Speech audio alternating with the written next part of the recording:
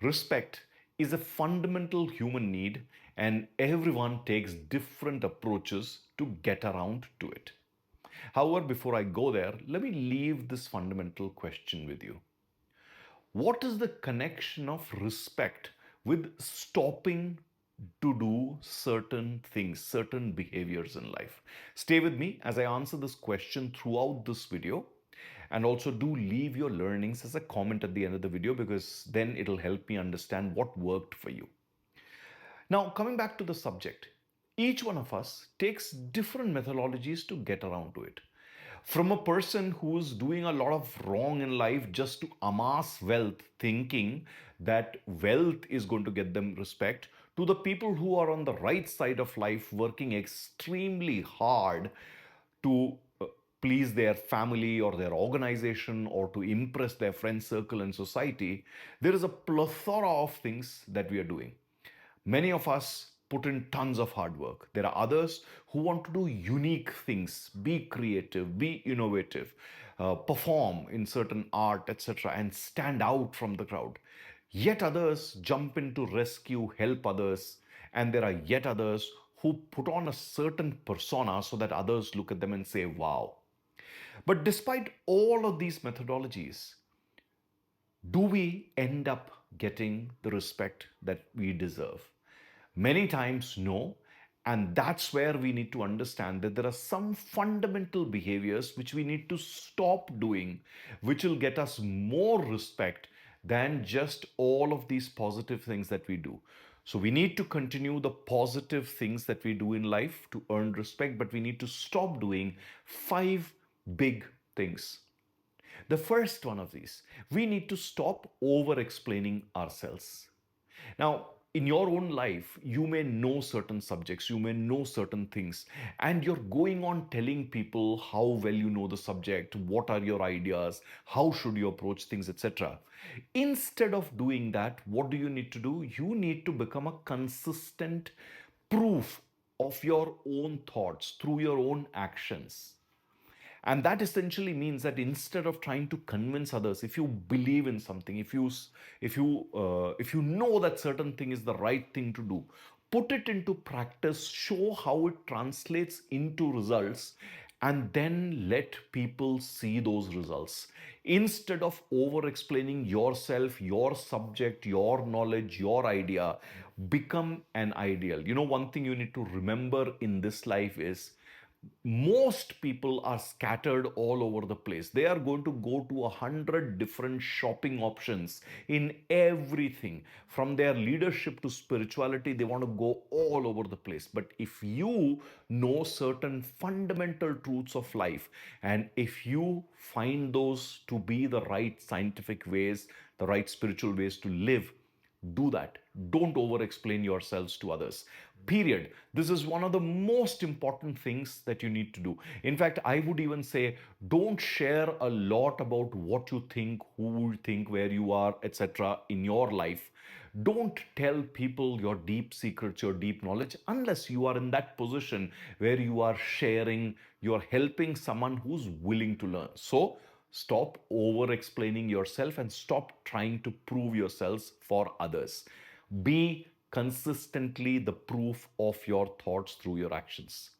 Second thing, you need to stop saying a yes when you actually want to say a no just to maintain peace. And yes, many of us want to just maintain peace, so you say yes to someone. Don't do that. In fact, when you say yes, the other person starts seeing through your weakness. They know that you don't have logic, you don't have the courage, you don't have the strength to stand up.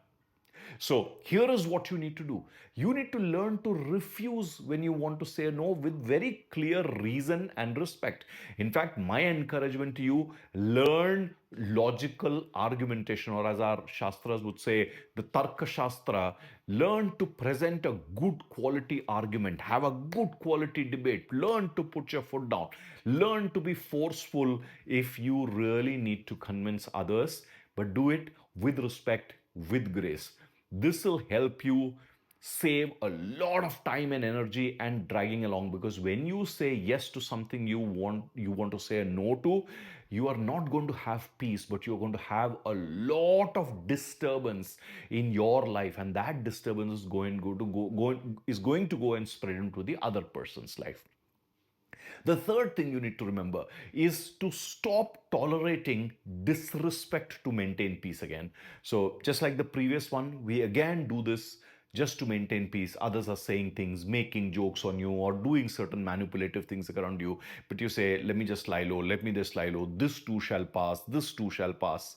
Well, sometimes it's okay to avoid things like don't get into physical fights, etc., with others. Separate yourself from that place. However, if it is at home or in the organization or it's with friend circle, stop tolerating disrespect to maintain peace. Stand up for yourself. Again, you need to make your point logically and respectfully.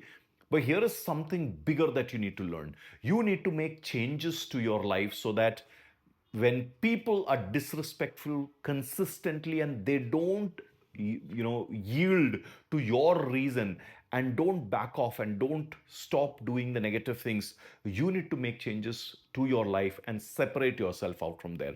In fact, people take it as a sign of permission and allowance if you stay in the same place where they're disrespecting you.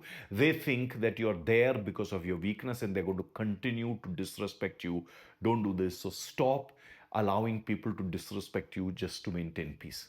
The fourth very important point that you need to remember: stop making yourself small to make others comfortable. And this happens many times when you're working with others and you are really good. You are good at something, you are knowledgeable, and there are others who are possibly mediocres, or they don't want to engage. They're not as passionate as you are. They are just whiling away time. There could be 101 reasons of why the other people are not stepping up and doing things. You don't need to reduce yourself or shrink yourself to their level of contribution. If you can contribute at 8, 9, or 10, and others are contributing at 2 or 3, don't reduce your contribution to 2 and 3 just to make them feel safe and just to not have them feel threatened. Do what you need to do respectfully. Own your space unapologetically. Otherwise, in diminishing yourself, you may sometimes actually just forget yourself and you may learn the mediocrity that others are bringing forth. So own your space respectfully. Don't threaten others consciously. If somebody is feeling threatened, calm them down. If they listen, wonderful. If they don't, let them deal with their own challenges. Keep yourself away. Don't allow disrespect to come your way, which is the previous point that I also spoke about. And the last thing that you need to remember is stop seeking validation in external things. Many of us make our job, our promotion, our titles, our business card, the names that our family call us respectfully, our identity. And we try to do more and more and more and more so that they can give us those validations, the promotion, the love, all of that. No, you don't need to do that. And this is very important lesson that you need to learn, that you do your dharma fully. You do what you need to do. You live by your roles and the dharma completely and truthfully, and forget whether others are responding or not. That's their karma. Just leave it to them. You keep your truth. You recognize your purpose and your potential, and you have to bank on that spiritual intelligence. And where you need to cultivate that spiritual intelligence, like I said, that you are living by your dharma, do it and forget about it. You will get your dues, your returns when it is due for you, in the right way, from somewhere else. Don't seek validation from the world at all. And in fact, in today's material world, this is so important. Otherwise, you will get locked into the rat race that many people are playing today, and they are going on exerting themselves completely. So those are the 5 big things that you need to stop doing so that you get respected, you get the respect that you deserve. Remember, like I said, it's not all just your positive actions, but what the negative actions that you stop doing that earns you a lot of respect. The world treats you the way you have learned to handle yourself in various difficult situations. The world watches you when they see your discomfort, when they see your seeking validation, your yearning, when they see your fear of being left alone or isolation, or the fear that you have towards certain titles or things that this world offers, they will use that as an anchor to twist you, turn you, manipulate you. Remember, if you are out there unperturbed by what someone else is trying to control, they will lose that power. The moment you stop being perturbed with anything, any power that anybody has, you will make them lose that power. So remember, don't give others the power to manipulate you, to disrespect you.